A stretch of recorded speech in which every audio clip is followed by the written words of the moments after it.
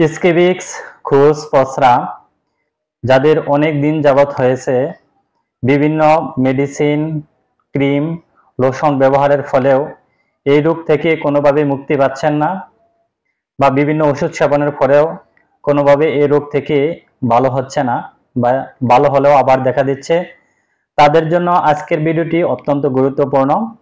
স্কেবিক্স হয়, স্কেবিক্স এটি কিন্তু ছোট্ট একটি জীবাণু, যা কিন্তু খালি চোখে দেখা যায় না। এটি কিন্তু শরীরে বিভিন্ন অংশ হতে পারে, যেমন হাতের চিপায়, পায়ের চিপায়, বিভিন্ন অঙ্গে, গোপন অঙ্গে এবং সারা শরীরে কিন্তু হতে পারে।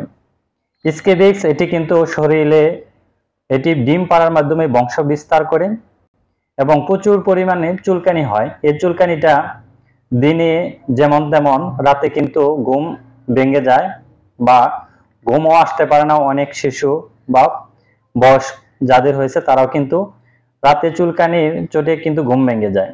এই সমস্ত যাদের লক্ষণ রয়েছে তারা কিন্তু অবশ্যই বুঝতে পারবেন যে এটি স্কেবিক্স।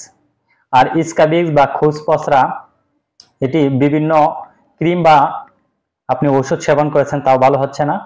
এর জন্য আপনাকে নিয়ম কানুন মেনে ওষুধ সেবন বা ক্রিম বা লোশন এটি কিন্তু ইউজ করতে হবে।